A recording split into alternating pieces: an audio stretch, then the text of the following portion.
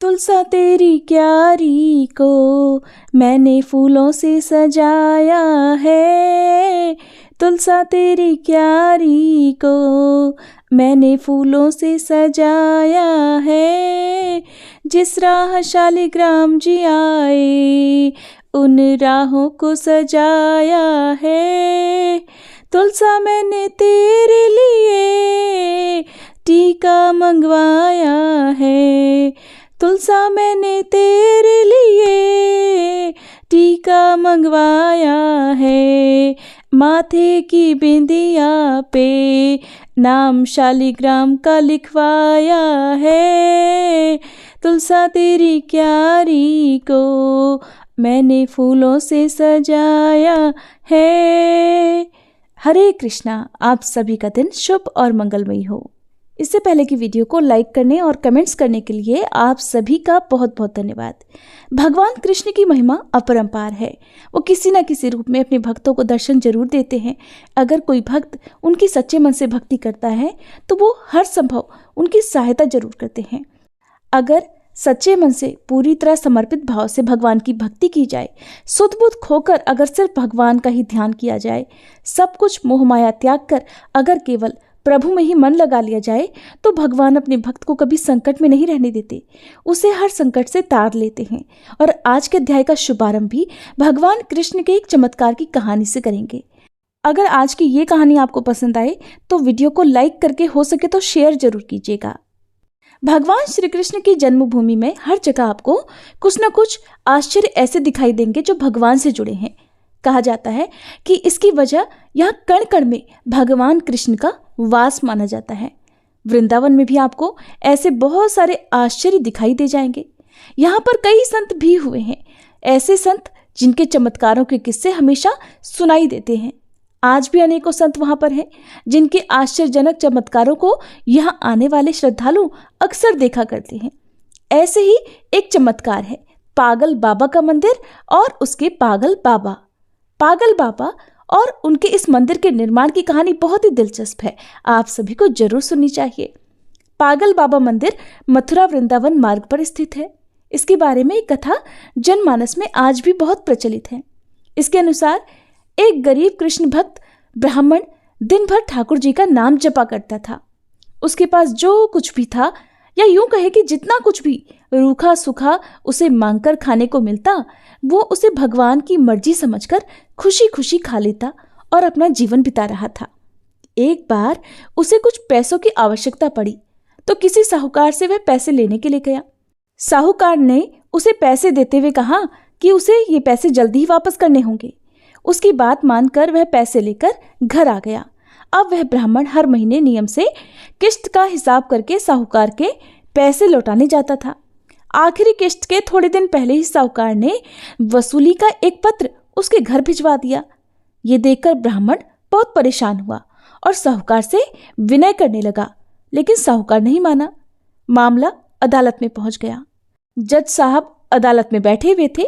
ब्राह्मण ने जज साहब से अनुरोध करते हुए कहा कि जज साहब, एक किस्त के अलावा उसने साहूकार का सारा कर्ज अदा कर दिया है और ये साहूकार झूठ बोल रहा है। मैंने तो हर महीने नियम से हिसाब करके किस्त चुकाई है। ये सुनकर साहूकार ने क्रोधित होकर दलील दी कि उसने कोई गलत व्यवहार नहीं किया है। जिस किसी के भी सामने इस आरोपी ने धन लौटाया हो उसे अदालत में पेश किया जाना चाहिए। इतना सुनकर ब्राह्मण सोच में पड़ गया, क्योंकि साहूकार को जब जब धन लौटाया गया तब उसका कोई भी गवाह आसपास नहीं होता था। इस बारे में बहुत सोचते हुए ब्राह्मण को अंत में अपने भगवान की याद आई और गवाह के रूप में उसने भगवान कृष्ण का नाम ले लिया। भगवान कृष्ण का नाम सुनकर पहले तो जज साहब कुछ हैरान हुए, लेकिन बाद में ब्राह्मण से उनका पता मांगा गया। ब्राह्मण के कहने पर एक नोटिस बांके बिहारी के मंदिर में भेजा गया, क्योंकि जब अदालत में गवाही देनी होती है तब नोटिस मिलने पर गवाह को अदालत में उपस्थित होना ही पड़ता है। अब पेशी की अगली तारीख पर एक बूढ़ा आदमी कोर्ट में पेश हुआ और ब्राह्मण की तरफ से गवाही देते हुए कहने लगा कि जब ब्राह्मण साहूकार के पैसे लौटाता था तब मैं उसके साथ ही हुआ करता था। बूढ़े आदमी ने रकम वापस करने की हर तारीख को कोर्ट में मुंह जवानी बता दिया, जैसे उसे सब कुछ एक एक तारीख के हिसाब से याद हो। साहूकार के खाते में भी बूढ़े आदमी द्वारा बताई गई रकम की जो तारीख थी वो भी सही निकली। साहूकार ने राशि तो दर्ज की थी, लेकिन नाम फर्जी लिखे हुए थे। इसके आधार पर जज ने ब्राह्मण को निर्दोष साबित कर दिया। लेकिन जज साहब अब तक हैरान थे कि इतना बूढ़ा आदमी इतनी सारी तारीखें भला कैसे याद रख सकता है। जज साहब ने उसके बारे में जब ब्राह्मण से पूछा कि ये बूढ़ा आदमी कौन है, तो ब्राह्मण ने उत्तर दिया कि ये सब जगह रहता है, लोग उन्हें श्याम, कान्हा, कृष्ण आदि नामों से जानते हैं। इसके बाद जज साहब ने फिर से ब्राह्मण से पूछा कि बताओ वो बूढ़ा आदमी कौन था। फिर ब्राह्मण ने कहा सच में उसे नहीं पता कि वो कौन थे। जज साहब को इस बात से बड़ी हैरानी हुई। उनके मन में सवाल पर सवाल आ रहे थे कि आखिरकार वो आदमी कौन था। इसी पहेली को सुलझाने के लिए जज साहब स्वयं अगले दिन बांके बिहारी के मंदिर में पहुंच गए, क्योंकि ब्राह्मण ने जब गवाही का वह पता दिया था तो उसमें यही पता उपस्थित था। जज साहब जानना चाहते थे कि आखिर बीते दिन जो आदमी अदालत में गया था वो कौन था। मंदिर के पुजारी से जब जज साहब ने पूछा और सारे घटनाक्रम की जानकारी दी और बात की, तो पुजारी जी ने बताया कि जो भी चिट्ठी पत्री यहाँ आती है उसे भगवान के चरणों में रख दिया जाता है। जज साहब ने उस बूढ़े आदमी के बारे में भी पूछा, लेकिन पुजारी जी ने कहा ऐसा तो कोई भी आदमी यहाँ नहीं रहता। ये सब बातें सुनने के बाद जज साहब को लगा कि हो न हो वे साक्षात श्री कृष्ण ही रहे होंगे। इस घटना का जज पर इतना असर पड़ा कि अपने आप को धन्य मानते हुए उन्होंने अपने पद से ही इस्तीफा दे दिया और घर परिवार भी छोड़ दिया और स्वयं एक संत बन गए, भगवान कृष्ण की भक्ति में रम गए। स्थानीय लोगों का मानना है कि बहुत सालों बाद वह जज पागल बाबा के नाम से वृंदावन में वापस लौटे और उन्होंने पागल बाबा मंदिर का निर्माण कराया। तब से ये मंदिर पागल बाबा मंदिर के नाम से प्रसिद्ध है। इस मंदिर के निर्माण के बारे में एक और प्रचलित मान्यता है कि जब जज साहब को पता लगा कि उनके सामने साक्षात श्री कृष्ण ही अदालत में पेश हुए हैं, तब से वह श्री कृष्ण को ढूंढने के लिए इतने अधीर, इतने बेचैन हो गए थे कि अपनी सुध बुध खो बैठे थे। इस घटना ने उन्हें इतना बेचैन कर दिया था, इतना व्याकुल कर दिया था कि वह पागल से हो गए थे। इसके बाद वह जिस किसी भंडारे में जाते वहां से पत्तलों की जूठन उठाते और उसमें से आधा जूठन ठाकुर जी को अर्पित करते और आधा खुद खा जाते थे। उन्हें ऐसा करते देख लोग उनके विरुद्ध हो गए। लोगों ने उन्हें मारना पीटना भी शुरू कर दिया, लेकिन वह अपनी सुध बुध खोकर हर दिन भंडारों का जूठन खुद खाते और भगवान को भी खिलाते रहते थे। हार कर लोगों ने उन्हें पागल के रूप में मान लिया और धीरे धीरे उनका नाम ही पागल बाबा पड़ गया। कहा जाता है कि उनसे परेशान होकर लोगों ने एक बार उनके खिलाफ एक योजना बनाई, जिसके अनुसार लोगों ने भंडारे में अपनी पत्तलों में से कुछ भी नहीं छोड़ा ताकि वह ठाकुर जी को जूठन ही ना खिला सके। लेकिन पागल बाबा तो आखिर पागल बाबा ठहरे। उन्होंने वो सारी पत्तलों में से पोंछ पोंछ कर जितनी भी जूठन हो पाई उन सब का एक निवाला बना लिया और अपने मुंह में डाल लिया। लेकिन इस आपाधापी में इस बार वह ठाकुर जी को भोग लगाना भूल गए। इस बात का एहसास होते ही बिना ठाकुर जी को भोग लगाए ही वे निवाला मुंह में रख गए हैं, तो उन्होंने अपने मुंह का जो निवाला था वो गले के नीचे जाने ही नहीं दिया। उन्हें लगा कि अगर वो पहले खा लेंगे तो ठाकुर जी का अपमान हो जाएगा, और अगर ये निवाला बाहर थूक दिया तो अन्न का अपमान हो जाएगा। अब वह निवाला मुंह में लेकर ठाकुर जी के चरणों का ध्यान करने लगे। तभी अचानक से बाल गोपाल एक सुंदर से लड़के के रूप में पागल बाबा यानी जज साहब के पास आया और बोला, क्यों आज मेरा भोजन खा गए? ये सुनकर जज साहब की आंखें आंसुओं से भर गई और बोले, ठाकुर जी बहुत बड़ी भूल हो गई है, माफ कर दो। ठाकुर जी ने भी मुस्कुराते हुए कहा कि आज तक तुमने मुझे लोगों का जूठा खिलाया है, किंतु आज अपना ही जूठा खिला दो। जज साहब की आंखों से आंसू रुकने का नाम ही नहीं ले रहे थे। कहते हैं कि इस घटना के बाद से जो पागल बाबा थे उनको मानने वाले लोगों की संख्या बढ़ने लगी। इसके बाद बाबा ने एक विशाल मंदिर की प्रस्थापना का प्रण लिया और विशाल भंडारे का आयोजन किया। अपार जन समूह उमड़ा, लेकिन बाबा का भंडार खाली होने का नाम ही नहीं ले रहा था। बाबा ने मंदिर में एक विशाल रसोई बनवाई और मंदिर के नीचे विशाल भंडार घर बनवाया। उसी समय आयकर विभाग ने छापा मारा कि इतना अनाज और भंडारे का सामान कहां से आ रहा है। बाबा का चमत्कार तब भी हुआ जब पूरी टीम भंडार घर में घुसी तो उसे वहां कुछ भी नजर नहीं आया और वे आश्चर्यचकित हो गए कि जब यहाँ कोई सामान ही नहीं है तो इतना विशाल भंडारा कैसे चल रहा है। हैरान परेशान होकर आयकर के अधिकारी वहां से चले गए। पागल बाबा को समर्पित यह विशाल मंदिर आज भी वृंदावन में मौजूद है। कहा जाता है कि यहाँ से कोई भी भक्त खाली हाथ नहीं जाता। यहाँ भक्तों की हर मनोकामना पागल बाबा और उनके कन्हैया जी जरूर सुनते हैं। तो कैसी लगी आपको आज की ये कहानी?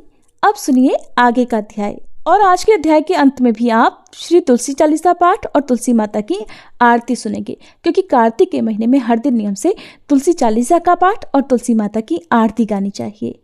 इससे पहले के अध्याय में जब भगवान श्री कृष्ण ने सत्यभामा जी को उनके पूर्व जन्म का वृतांत सुनाया, तब ये कथा सुनकर समस्त ऋषि मुनियों ने श्री सूत जी महाराज से कहा, हे सूत जी महाराज, अब आप कृपा करके कार्तिक मास और तुलसी जी के महात्म्य का भी वर्णन कीजिए। तब सूत जी बोले, हे ऋषियों, जो प्रश्न आपने मुझसे किया है यही प्रश्न राजा पृथु ने नारद मुनि से किया था, और जो उत्तर नारद जी ने महाराज पृथु को दिया था वही आज मैं आपको सुना रहा हूं। सो आप सब एकाग्र चित्त होकर सुनो। एक दिन राजा पृथु ने श्री नारद जी से पूछा, हे देवर्षि, भगवान को तुलसी इतनी प्यारी क्यों है? आप कृपा करके इसका महात्म्य सुना दीजिए। राजा पृथु की बात सुनकर देवर्षि नारद कहने लगे, एक समय देवराज इंद्र बहुत से देवताओं और अप्सराओं सहित देवों के देव श्री महादेव जी के दर्शनों को कैलाश पर्वत पर गए। वे सभी जब कैलाश पर्वत पर पहुंचे तो उन्होंने भारी आकार और भयंकर नेत्रों वाले एक विशालकाय पुरुष को देखा। तब देवराज इंद्र ने उससे पूछा, तू कौन है और भगवान शिव कहाँ है? देवराज इंद्र के कई बार पूछने पर भी उसने कोई उत्तर नहीं दिया तो देवराज को बड़ा क्रोध आया। मारे क्रोध के देवराज इंद्र ने अपना वज्र उसके कंठ पर दे मारा, जिससे उसका कंठ नीला हो गया, परंतु साथ ही इंद्र का वज्र भी भस्म हो गया। फिर उसकी आंखों में प्रचंड ज्वाला प्रकट हुई। उस समय ऐसा प्रतीत हो रहा था मानो यह ज्वाला देवराज इंद्र सहित सारे संसार को जलाकर भस्म कर देगी। ऐसी भयानक परिस्थिति देखकर देवगुरु बृहस्पति जी तथा देवराज इंद्र आदि सभी देवता नतमस्तक होकर भगवान शिव की स्तुति करते हुए कहने लगे कि हे देवों के देव श्री महादेव, त्रिपुरासुर और अघासुर का विनाश करने वाले हे त्रिपुरारी अघहारी, आपको बारंबार नमस्कार है। हे सुर नर मुनियों की रक्षा करने वाले, आपको नतमस्तक प्रणाम है। देवर्षि नारद ने कहा, हे राजा पृथु, इस प्रकार देवताओं की स्तुति सुनकर श्री महादेव जी ने समस्त ब्रह्मांड को भस्म कर देने वाली अग्नि को शांत कर दिया और कहने लगे, हे देवतागणों, मैं आप सबकी स्तुति सुनकर अत्यंत प्रसन्न हूं, सो आप सब कोई वर मांगिए।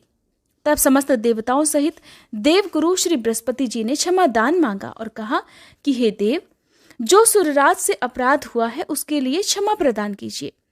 श्री बृहस्पति जी की स्तुति सुनकर पुनः देवाधिदेव श्री महादेव जी कहने लगे, मैंने इंद्र का अपराध क्षमा कर दिया और जीवन दान भी दे दिया। हे बृहस्पति जी, आज से आपका नाम भी अमर होगा। तब श्री बृहस्पति जी कहने लगे, हे भगवान, अगर आप हम सब पर प्रसन्न हैं तो सुरराज की रक्षा भी कीजिए और सारे ब्रह्मांड को भस्म करने वाली अग्नि जो आपके तेज से उत्पन्न हुई है उसे भी शीघ्र शांत कर दीजिए। भगवान शंकर कहने लगे, मेरे नेत्रों से निकला हुआ ज्वाला रूपी तेज अब वापस कैसे हो सकेगा, इसलिए अब हम इसे कहीं दूर फेंक देते हैं। ऐसा कहकर भगवान भूतेश्वर ने उस अग्नि को समुद्र में फेंक दिया। तब वह अग्नि गंगा के संगम पर गंगा सागर में जा गिरी और एक बालक का रूप धारण करके रोने लगी। उसके रोने की आवाज से पृथ्वी कंपायमान हो गई, सप्तद्वीप बहरे हो गए। ऐसा घोर आश्चर्य देखकर, समुद्र की गोद में बालक को रोते हुए देखकर श्री ब्रह्मा जी बड़े आश्चर्य से पूछने लगे, ये किसका बालक है? समुद्र ने उस बालक को बड़े आदर से उठाकर ब्रह्मा जी की गोद में दे दिया और कहा कि ये मेरा पुत्र है जो गंगा से उत्पन्न हुआ है। अब आप इसका जात कर्म कराइए। उसी समय उस बालक ने ब्रह्मा जी की दाढ़ी पकड़कर बड़े जोर से मरोड़ दी, जिसके मरोड़ने से ब्रह्मा जी की आंखों में आंसू भर आए। तब किसी प्रकार से ब्रह्मा जी ने अपनी दाढ़ी छुड़ाई और कहा, इसने हमारी आंखों से जल निकाला है, इसलिए इसका नाम जलंधर होगा और यह शिवजी के अलावा संसार में और किसी के हाथ से नहीं मर पाएगा। इसका कारण यह है कि यह शिवजी के अंश से उत्पन्न हुआ है। यह सुनते ही वह बालक युवा हो गया। तब ब्रह्मा जी ने शुक्राचार्य जी को बुलाकर उसका राज्याभिषेक कराया और तब ब्रह्मा जी वहां से अंतर्ध्यान हो गए। सिंधु राज ने कालनेमी की पुत्री वृंदा के साथ जलंधर का विवाह करा दिया। वृंदा अति सुंदर थी और सारे ब्रह्मांड में प्रथम सती और पतिव्रता थी। परम सुंदर पत्नी पाकर जलंधर बहुत प्रसन्न हुआ, इसलिए आनंद से अब उसके दिन बीतने लगे। जब जब जलंधर घर में आता तो वृंदा स्वयं अपने हाथों से पंखा झलती, पाद्य, अर्घ्य और आचमन अर्पण करती। इस प्रकार वह अपने पति को नारायण समझकर उसकी सेवा किया करती थी। देवर्षि नारद बोले, हे राजन, अब मैं पतिव्रता स्त्रियों के कुछ लक्षण सुनाता हूँ। पतिव्रता स्त्री अपने पति के दुख में दुखी और पति के सुख में सुखी रहती है। पति के परदेश जाने पर विरह वेदना का अथाह दुख सहन करती है और पति के मर जाने पर पतिव्रता स्त्री पति के साथ सती हो जाती है। अपने पति के पाप पुण्य में आधे की भागीदार होती है, इसलिए स्त्री अर्धांगिनी कहलाती है। जो स्त्री अपने मृत पति के साथ शमशान भूमि तक जितने कदम उठाकर जाती है, उसका एक एक कदम पर एक एक यज्ञ का पुण्यफल प्राप्त होता है। ऐसी स्त्री अपने माता पिता और पति इन तीनों कुलों को पवित्र कर देती है। जिस प्रकार सपेरा सर्प को बिल से बाहर निकाल लेता है, ठीक उसी प्रकार पतिव्रता सती नारी अपने पति को नरक से निकाल लेती है। जलंधर की कथा पर वापस आते हुए देवर्षि नारद ने आगे कहा, हे राजा पृथु, देवताओं के भय से भयभीत होकर जो सब दैत्य पाताल लोक में भाग गए थे, वे जलंधर का अभय पाकर फिर से पृथ्वी पर आकर निर्भय घूमने लगे। उसी समय जलंधर ने राहु के कटे हुए सिर को देखा और उसने शुक्राचार्य जी से इसका रहस्य पूछा। तब उन्होंने समुद्र मंथन के समय देवताओं द्वारा अमृत को छले जाने का समस्त वृतांत उसे कह सुनाया। इस प्रकार अपने पिता का मंथन और देवताओं द्वारा दैत्यों का अपमान सुनकर जलंधर को बड़ा क्रोध आया। क्रोध में भरे हुए जलंधर ने घसमर नामक दूत को बुलवाया और देवताओं के पास भेजा। घसमर ने देवराज इंद्र की सभा में जाकर अभिमानवश न तो अपना मस्तक झुकाया और न नमस्कार किया, बल्कि गरज कर कहा कि दैत्यराज जलंधर ने जो कुछ कहला भेजा है वह सब कान खोल कर सुन लो। उन्होंने कहा है कि मेरे पिता समुद्र का मंथन करके जो 14 रत्न तुमने लिए हैं उन पर तुम्हारा कोई अधिकार नहीं है। भला इसी में है कि वे रत्न तुम हमको वापस लौटा दो। दूत के ऐसे अभिमान पूर्ण शब्द सुनकर देवराज इंद्र भयभीत हो गए और विस्मय के साथ बोले कि समुद्र सदैव हमारे शत्रु दैत्यों की रक्षा करता है, इसलिए उसको हमने मत कर जो रतन लिए हैं उस पर दैत्यों का कोई अधिकार नहीं। दूत ने देवराज के ऐसे वचन सुनकर वापस लौटकर जलंधर को उत्तर सुना दिया। इसे सुनकर जलंधर को बहुत क्रोध आया और देवताओं को जीतने का उपाय वह सोचने लगा। उसने सभी दिशाओं में दूत भेजकर और पाताल में संदेश देकर समस्त दैत्यों को बुला लिया और शुंभ और निशुंभ को दैत्य दल का सेनापति बना दिया। उन्होंने दैत्य दल सहित नंदन वन में जाकर देवराज इंद्र की अमरावतीपुरी को चारों ओर से घेर लिया। तब देवराज इंद्र की आज्ञा से देवता भी युद्ध करने के लिए तैयार होकर युद्ध के मैदान में आ डटे। अनेक प्रकार के शस्त्रों से दैत्यों और देवताओं में भीषण युद्ध आरंभ हो गया। दोनों पक्ष एक दूसरे को मार मार कर गिराने लगे। सब ओर रक्त की धारा बहने लगी। मरकर गिरे हुए हाथियों और घोड़ों से पृथ्वी भर गई। जो दैत्य समर भूमि में मर जाते थे उन्हें शुक्राचार्य अपनी संजीवनी विद्या से जीवित करने लगे। उधर देवगुरु बृहस्पति भी द्रोणाचल पर्वत की दिव्य जड़ी बूटियों का प्रयोग करके देवताओं को दोबारा जीवित करने लगे। जब देवगुरु बृहस्पति द्वारा जड़ी बूटियों के प्रयोग से देवताओं को जीवित करने का समाचार दैत्यराज जलंधर ने सुना तो उसने समस्त बलशाली दैत्यों को एकत्रित करके आज्ञा दी कि द्रोणाचल पर्वत उठाकर समुद्र में फेंक दो।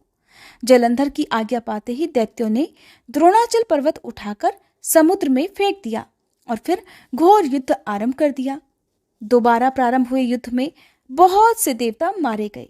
तब देवगुरु बृहस्पति जी एक बार फिर संजीवनी बूटी लेने के लिए द्रोणाचल पर्वत पर गए। वहां पर पर्वत को ना पाकर और देवताओं का संहार होते देखकर देवगुरु घबरा गए। इसके बाद जो कुछ भी हुआ उसका वृतांत आप आगे आने वाली वीडियो में सुनिएगा। अब सुनिए श्री तुलसी चालीसा पाठ और तुलसी माता की आरती। जय जय तुलसी भगवती सत्यवती सुखदानी, नमो नमो हरिप्रेसी श्री वृंदा गुणखानी। श्री हरिशीष विरजनी देहु अमर वर अम्ब, जनहित हे वृंदावनी अब न करहु विलंब। धन्य धन्य श्री तुलसी माता, महिमा अगम सदा श्रुति गाता। हरि के प्राण हो से तुम प्यारी, हरहि हेतु कीन्हो तप भारी। जब प्रसन्न है दर्शन दीन हो, तब कर जोरी विनय उस कीन्हो। हे भगवंत कंत मम होहु, दीन जानि जानि छाड़हु छोहु। सुनी लक्ष्मी तुलसी की बानी, दीन हो श्राप कध पर आनी। उस अयोग्य वर मांगन हारी, हो बिटप तुम जड़ तनुधारी। सुनि तुलसी ही श्रव्योत ही ठामा, करहु वास तुहु नीचन धामा। दियो वचन हरि तब तत्काला, सुनहु सुमुखी जानी होहु बिहाला। समय पाई ब्योहरो पाति तोरा, पूजहि आस वचन सत मोरा। तब गोकुल मह गोप सुदामा, तासु भई तुलसी तू बामा। कृष्ण रास लीला के माही, राधे शक्यो प्रेम लखि नाही। दियो श्राप तुलसी तत्काला, नर लोक ही तुम जन्महु बाला। यो गोप वह दानव राजा, शंख चूर्ण नामक शिर ताजा। तुलसी भई तासु की नारी, परम सती गुण रूप अगारी। अस द्वै कल्प बीत जब गयहु, कल्प तृतीय जन्म तब भयहु। वृंदा नाम भयो तुलसी को, असुर जलंधर नाम पति को। कर अति द्वंद अतुल बल धामा, कीन्हा शंकर से संग्रामा। जब निज सैन्य सहित शिव हारे, मरहि न तब हर हर ही पुकारे। पतिव्रता वृंदाती नारी, को न सके पति ही संहारी।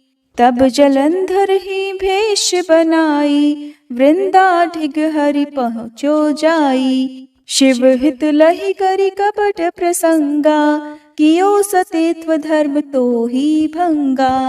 भयो जलंधर कर संहारा, सुनी उर शोक उपारा। तिह क्षण दियो कपट हरि टारी, लखि वृंदा दुख गिरा उचारी। जलंधर जस हत्यो भीता, सोई रावण तस हरहि सीता। अस प्रस्तर सम हृदय तुम्हारा, धर्म खंडी मम पति संहारा। यही कारण लहि श्राप हमारा, होवे तनु पाषाण तुम्हारा। सुनि हरि तुरत ही वचन उचारे, दियो श्राप बिना विचारे। लख्यो ना निज कर दूत पति को, छलन चाहियो जब पार्वती को। जड़ मति तुह अस हो जड़ रूपा, जग में तुलसी बिटप अनूपा। धग्व रूप हम शाली ग्रामा, नदी गंडकी बीच ललामा। जो तुलसी दल हम ही चढ़ई है, सब सुख भोग परम पद पई है। बिनु तुलसी हरि जलत शरीरा, अतिशय उठत शीश उर पीरा। जो तुलसी दल हरि शिर धारत, सो सहस्त्र घट अमृत डारत। तुलसी हरि मन रंजनिहारी, रोग दोष दुख भंजनिहारी। प्रेम सहित हरि भजन निरंतर, तुलसी राधा में नाही अंतर। व्यंजन हो 56 प्रकारा, बिन तुलसी दल ना हरहि प्यारा। सकल तीर्थ तुलसी तरु छाही, लहत मुक्ति जन संशय नाही। कवि सुंदर इक हरि गुण गावत, तुलसी निकट सहस गुण पावत। बसत निकट दुर्वासा धामा, जो प्रयास ते पूर्व ललामा। पाठ करहि जो नित नर नारी, होहि सुख भाषहि त्रिपुरारी।